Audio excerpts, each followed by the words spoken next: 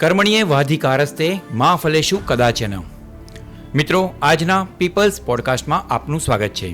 આજે આપણી સાથે છે ભરૂચના એક એવા શિવસેવક નરેશભાઈ ઠક્કર કે જેઓએ તેઓની ટીમ સાથે બેડું ઉપાડ્યું છે ભરૂચના મક્તમપુર વિસ્તારમાં આવેલ શ્રી જ્ઞાન સાધન આશ્રમ સ્વામી જ્યોતિતીર્થની જે પુણ્યભૂમિ હતી તેને ફરીથી એક વખત રીડેવલપ કરવાનું.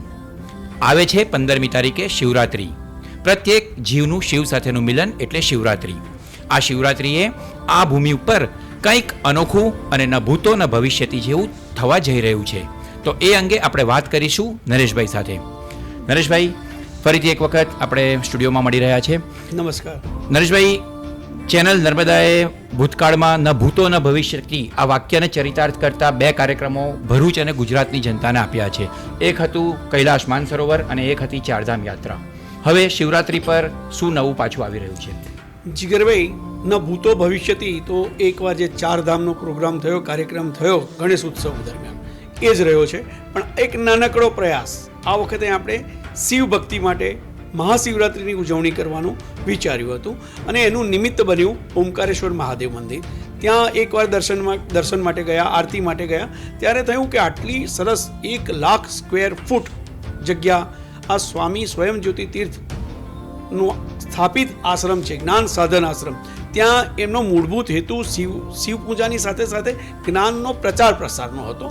એ મને જાણવા મળ્યું. ગોપાલભાઈ સાયાના નિમિત્ત બન્યા, ત્યાંના ટ્રસ્ટીઓ પણ મળ્યા અને એ ભૂમિને ડેવલપ કરવાની એક ઈચ્છા અંદરથી જાગૃત થઈ, પ્રેરણા થઈ અને આપણે શિવ ભક્તિ તરફ મેં વિચાર્યું કે ભાઈ શહેરને આપણે તો સમાજને કંઈક ને કંઈક આપવા બંધાયેલા છે. ભલે આપણે પત્રકારત્વમાં છે ને પત્રકારત્વ થકી પણ ઘણું બધું કર્યું છે, પ્રજાના એની હૃદયની અંદર આપણે સ્થાન મેળવ્યું છે, પણ એક ધાર્મિક કાર્યક્રમ કરીને પણ, કારણ કે હવે આપણે ષષ્ઠી પૂર્તિ ક્રોસ કરી ચૂક્યો છું, ત્યાર પછી એવું હતું કે ભાઈ સમાજને કંઈક આપીએ અને કંઈક આપવામાં આ મંદિરનું નવનિર્માણ કરવું, એને પુનઃ જાગૃત કરવું એ બહુ જરૂરી હતું. એટલે પહેલાં તો એનું નિમિત્ત બન્યું NAB, national association four blind. ત્યાં મહાશિવ પુરાણ કથા થઈ. મહાશિવ પુરાણ કથામાં બહુ પ્રજાને એનો સહયોગ મળ્યો, સફળ થઈ. ત્યાર પછી તરત જ 45 દિવસના ગાળામાં આપણે એવું કીધું કે ભાઈ અહીંયા મહાશિવરાત્રિની ઉજવણી કેમ ના કરવી. આ મંદિરને મિડલ ઓફ ધ સિટી છે, શહેરની વચ્ચોવચ્ચ છે અને આટલું સરસ જમીન, કરોડની કિંમતની જમીન છે. ઘણાની નજર આમ તેમ હશે, તમે નહીં માનો જીગરભાઈ, આ જ્યારે પુનરુત્થાનનું કાર્ય શરૂ કર્યું તો શહેર છે, માણસો છે, માનવી એની રીતે વિચારે, ઘણા બધા વિચારો આવ્યા, ઘણી બધી ટીકા ટિપ્પણીઓ થઈ, ઘણા સંતોએ પણ એમાં એવું કીધું કે આનું આમ કર્યું, જ્ઞાન સાધન આશ્રમ ટ્રસ્ટનું. પણ અમે જે મૂળભૂત ટીમ છે 5 જણની, એ 5 જણની ટીમે કીધેલું કે we want to do something for Shiva, city માટે, શહેર માટે, શિવ ભક્તો માટે. એટલે આ મહાશિવરાત્રિ આવતી હતી.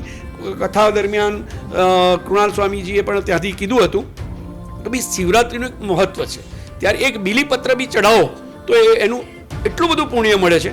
તો એ શિવધામને કેમ ડેવલપ નહીં કરવું? શિવધામ ડેવલપ કરવા માટેનો જીગરભાઈ અમને ત્યાંથી પ્રેરણા મળી, વિચાર આવ્યો અને ત્યાર પછી એ બીડું ઝડપીને અમે 5 જણની ટીમે શરૂ કર્યું કે જે થશે તે આપણાથી શરૂ કરો, આપણાથી જેટલું અપાતું હોય તેનાથી શરૂઆત કરો અને પછી લોકોનો સહયોગ માગો. અને એ માટે મહાશિવરાત્રિ 15મી ફેબ્રુઆરી રવિવારે આવે છે, ત્યારે એ તબક્કાવારનો કાર્યક્રમ કરીને આપણે આ એક પ્રોજેક્ટ હાથ ધર્યો છે. એટલે નરેશભાઈ, આજે શિવરાત્રિનો જે આપણે કાર્યક્રમ અહીંયા કરવા જઈ રહ્યા છે તે માત્ર ને માત્ર ખાલી આ તમારા ટ્રસ્ટ પૂરતો સીમિત નથી એવું કહી શકાય. એક સાર્વજનિક શિવ મહોત્સવ થઈ રહેશે, એટલે બીજા બધા ભરૂચના જે શિવાલયો છે, જે બીજા બધા યુવક મંડળો છે, તે લોકોને પણ આમાં આપણે સહકાર આપીશું. બિલકુલ જીગરભાઈ, સનાતન ધર્મ કહે છે અને આપણે સનાતન ધર્મના પાયાના કાર્યકર્તાઓ છે, હિન્દુ છીએ, હિન્દુત્વનો પ્રચાર પ્રસાર કરતા હોઈએ છીએ તેવા તમામ સંગઠનો. આ પ્રેરણા પણ ક્યાં મળી? કીધું કે ભાઈ આપણે ગણેશ ઉત્સવ થાય છે, ગણેશની યાત્રાઓ નીકળે છે ગણેશ વિસર્જન દરમિયાન, બરાબર છે. તો શિવરાત્રિના દિવસે હવે ધીરે ધીરે શરૂ થયું છે કે શિવ યાત્રા પણ નીકળે છે. બરોડામાં જુઓ, એમાં જુઓ તો શિવ યાત્રા થતી હોય છે. એટલે એક વિચાર એવો બી થયો કે આ મહાશિવરાત્રિ દરમિયાન આ ભૂમિ બહુ જ પવિત્ર ભૂમિ છે.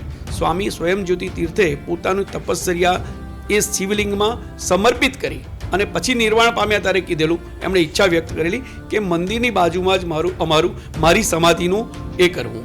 હવે એ દરમિયાન એટલે આપણે નક્કી કર્યું કે ભાઈ ચાલો આ મંદિરને પુનઃ પ્રજાની વચ્ચે લઈ આવીએ, એમને કહીએ કે આટલું સરસ મંદિર છે, આટલું પવિત્ર ધામ છે, એની પ્રેરણા મળે છે, આટલું એ કરી શકીએ છીએ, તો કેમ શિવોત્સવ આપણે અહીંયા ના મનાવીએ? એટલે શિવોત્સવ દરમિયાન આ તમને કહી દઉં, 2-3 જગ્યાએ શિવયાત્રા નીકળતી હતી. આપણે કીધું છે 5-7 મંડળોને કે તમે પણ શિવયાત્રા કાઢો, અને શિવરાત્રિને દિવસે સાંજે 6:30 વાગે ભરૂચ શહેરમાંથી જે પણ 1, 2, 4, 5, 6, 7 જેમ બે શિવયાત્રા કાઢીને આવે એ બધા ક્યાં આવે? એ મંદિરના પ્રાંગણમાં આવે. ત્યાં એક સરસ મહાઆરતી થાય. આયોજન કરી રહ્યા છે. હવે ગણતરીના દિવસો બચ્યા છે, પણ અમને આત્મવિશ્વાસ છે, ઈશ્વર ઉપર શ્રદ્ધા છે, અને શિવજીની હંમેશા અમને કૃપા ત્યાંથી મળી છે, પ્રાપ્ત થઈ છે, પ્રેરણા મળતી રહી છે. અને એ શિવયાત્રા માટે બધા જ સનાતન હિન્દુ ધર્મના જે કંઈ શિવ ભક્તો છે, શિવ ભક્ત સિવાયના પણ ધર્મમાં જેમને નિષ્ઠા અને શ્રદ્ધા છે, એ તમામ ધર્મના તમામ પંથીઓને આપણે આવકારી અને આ શિવયાત્રાનો ઉત્સવ ઉજવવાનું નક્કી કર્યું છે. અને અમને શ્રદ્ધા છે કે શ્રેષ્ઠ શિવ ઉત્સવ થશે. અને ભરૂચ શહેર જેમ ગણેશ ઉત્સવમાં ગણેશ એમાં ભીજાય છે, એવી રીતે શિવમાં પણ લીન બનશે. નરેશભાઈ, એવું કહેવાયું છે કે ગ્રેટ અચીવમેન્ટ્સ કે great things are always done with a team work. તો તમે જે રીતે કહ્યું કે તમારા 5 લોકોની એક ટીમ છે જે લોકો ત્યાં કાર્ય કરે છે, ત્યાં તમે એક નાનું કાર્યાલય બનાવ્યું છે, તમે આખો દિવસ 7-8 કલાક રોજના ત્યાં આપો છો, પણ આની સાથોસાથ ભરૂચની પ્રજાનો પણ આમાં તમને આ જે કાર્ય ચાલી રહ્યું છે એમાં કેવો સહકાર સાંપડી રહ્યો છે? જીગરભાઈ, બહુ સરસ વાત છે, કારણ કે પ્રજાના સાથ, સહકાર, સહયોગ, ઉમંગ અને ઉત્સાહ વગર કોઈ પણ કાર્ય સફળ નથી થતું. ભૂતકાળમાં આપણે જ્યારે કૈલાસ માનસરોવર કર્યું, ત્યાર પછી 4 ધામ કરી, અને 4 ધામની અંદર રોજના તમને, મને ને આખા શહેરને અનુભવ થયો હતો કે 50,000થી લઈને લાખ સુધીનું માનવ મેરામણું ભક્તો આવતા હતા, દર્શન કરતા હતા. અહીંયા પણ અમને માત્ર દર્શનની શ્રદ્ધા નથી, આવશે 5,000, 2,000, 50,000, 25,000 જે કંઈ આવશે એને પહોંચી વળવાની આપણી તૈયારી છે. પણ કાર્ય દરમિયાન પણ જીગરભાઈ જે કંઈ મદદની જરૂર પડે, મેં એ ભૂમિ ઉપર ઊભા રહીને ફોન કર્યો છે, શ્રદ્ધાથી, અપેક્ષા સાથે કર્યો છે, તો સામેવાળા વ્યક્તિ બહુ પ્રેમથી, બહુ ઉમંગ અને ઉત્સાહથી, એ પછી માટીની જરૂર હોય, એ રેતીની જરૂર હોય, એ કપચીની જરૂર, કારણ કે મોટી જગ્યાને સમથળ કરવી, તોડીને નવી કરવી, નવરચના કરવી, નવું બનાવવું, કારણ કે નવું બી ઘણું બધું કરી રહ્યા છીએ આપણે, પણ એ અંદર પ્રજાનો સહયોગ સંપૂર્ણ મળે છે. એટલે જ મેં છેલ્લા એની અંદર બ્લોગની અંદર પણ કીધું હતું કે ભાઈ અમે અમારા યથાશક્તિ ધનદાન કર્યું છે અને કાર્યની શરૂઆત કરી છે. એ ધનદાનની અંદર પણ અમે જે અપેક્ષા રાખીએ છીએ, તો એ અપેક્ષાને અનુરૂપ કંઈક ને કંઈક યોગદાન જે મોટી વ્યક્તિઓ છે, મહાનુભાવો છે, નાનામાં નાનો વ્યક્તિ બી 100 રૂપિયાનું પણ અમને દાન મળ્યું છે, 5,000નું પણ દાન મળે છે. સામેથી પૂછે છે કે ભાઈ ઓનલાઈન આપણા 2,000 જ કેમ થાય? આપે છે. અને હજુ બી અમને અપેક્ષા છે, અમને શ્રદ્ધા છે, ખાતરી છે કે શિવરાત્રિના ઉત્સવ દરમિયાન જે સાંજનો ઉત્સવ થવાનો છે, જ્યાં 4 પ્રહરની પૂજા થાય છે, મંદિરમાં 4 પ્રહરની પૂજા પણ થવાની છે, 4 પ્રહરની પૂજા માટે પણ નામ નોંધવાની અમે અપીલ કરી, અને 4 પ્રહરના લગભગ સારા એવા ભક્તોએ પોતાના 4 પ્રહરમાં જોડાવાના નામ આપ્યા છે. અને એ સહયોગ મળતો રહ્યો છે, મળતો રહેશે. અને અમને શ્રદ્ધા છે કે 1 કરોડનો ઓવરઓલ 4 તબક્કાનો પ્રોજેક્ટ છે. અત્યારે પહેલાં 25 lakhsનું એક્સપેન્ડિચર અમે કલ્પ્યું છે, અને લગભગ એમાંથી મળતું રહે છે, અને એ પહેલા તબક્કામાં પૂરું કરીશું. અટકીશું જે હશે અમે પાછળથી પણ પુરુષાર્થ કરશું, અને કાર્ય જે હાથમાં લીધું છે એને સંપન્ન કરીશું. નરેશભાઈ, તમે એક વાત કરી કે આ જે કાર્યક્રમ સમગ્ર શિવરાત્રિએ રવિવારે યોજાશે, તેમાં 5,000, 15,000, 20,000 જેટલા ભાવિક ભક્તોની જન્મેદિ તે દિવસે દર્શનાર્થે ઉમટશે. તો આ દિવસે આપણે ભંડારાની વ્યવસ્થા કરી છે કે માત્ર પ્રસાદી જ છે, તે પણ એક તમે ક્લેરિટી આપશો તો તે રીતે તે દિવસે થોડું કેઓસ થવાની સંભાવના ઓછી થઈ જશે. બહુ અગત્યનો પ્રશ્ન છે અને બહુ જરૂરિયાતવાળો છે, કારણ કે અમે જ્યારે શરૂઆત કરી ત્યારે મહાશિવ પુરાણ કથા દરમિયાન છેલ્લે એવું નક્કી કર્યું હતું કે આપણે છેલ્લે દિવસે ભોજન કરાવવું, અને એ ભોજનમાંથી તે વખતે વિચાર જન્મેલો કે આપણે મહાશિવરાત્રિએ ભંડારો કરવો.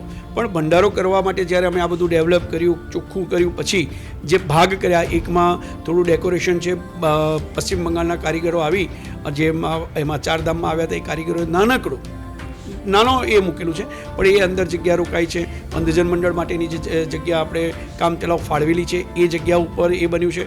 એ પછી એવું લાગ્યું કે ભંડારો કરવો, અને જો એ કારણ કે પ્રજાનું આવું એ તમારા કે મારા હાથમાં નથી હોતું, એમાં ઉમંગ ઉત્સાહ ઉપર હોય છે. એટલે ભંડારો શબ્દ જે પહેલાં લખાયો હતો, ત્યાર પછી મિટિંગ થઈ, 2-3 મિટિંગ થઈ, બધું આયોજન પણ થઈ ગયું, આર્થિક આયોજન પણ થઈ ગયું, પણ વ્યવસ્થા પોઈન્ટ ઓફ વ્યૂ જ્યારે આવ્યું, ત્યારે કાયદો અને વ્યવસ્થાની સાથે સાથે ત્યાં પણ કોઈ અંધાધૂંધી ના થાય, શિવનો જે ઉત્સવ છે એને નાનકડું એ પણ ના લાગે, એટલા માટે એવું નક્કી કરવામાં આવ્યું કે ભાઈ ભંડારો રદ કરો. ભંડારો કરવા માટે હોસ્ટેલ ગ્રાઉન્ડ જેટલી મોટી વિશાળ જગ્યા જોઈએ, કારણ કે ત્યાં સંખ્યા નિયંત્રિત કરવી આપણા હાથમાં નથી હોતી. એમને આવકારવા, એમને આમંત્રિત કરવા એ આપણા હાથમાં છે, પણ આવું એ ભક્તોના હાથમાં હોય છે. એટલે ભંડારાને કેન્સલ કરીને એવું નક્કી કર્યું કે ભાંગનો પ્રસાદ આપવો, ત્યાંથી બીજી પ્રસાદી હોય તે પણ આપવી. ઉપવાસનું કંઈક આઈટમ અમે વિચાર્યું છે કે ભાઈ જે આવે એને નાનકડો પણ કંઈ ઉપવાસની ચીજ આપવી. એ રીતે ભંડારાના બદલામાં ત્યાં, કારણ કે અવ્યવસ્થા ના સર્જાય અને શિવની ભક્તિ કરી શકે, શિવને માણી શકો, દરેક જીવ શિવને માણી શકે. સૌથી મોટું અગત્યનું જીગરભાઈ અમારો ટાર્ગેટ એવું છે કે આ શિવાલય સુધી વ્યક્તિ પહોંચે, કારણ કે શહેરની મધ્યમાં છે, બહુ તેજસ્વી ભૂમિ છે, તપોભૂમિ છે, અને એ ભૂમિ આપણે જઈએ છીએ, બધા જ જઈએ છીએ. નીલકંઠેશ્વર મહાદેવ મંદિર જઈએ છીએ, ભરૂચમાં બી નવ તેના મહાદેવના એ છે, પણ એના પર આ આટલું સારી વિશાળ છે, કારણ કે આપણે પછી નક્કી કરીએ પ્લાનિંગમાં બીજું શું શું છે. પણ અત્યારે એટલું ચોક્કસ છે કે ભંડારો નથી, પ્રસાદી મળશે. ભાંગની પ્રસાદી માટે અમારી વ્યવસ્થા છે કે શક્ય એટલે તમામને ભાંગની પ્રસાદી અમે આપી શકીએ, અને તે પણ શ્રેષ્ઠ.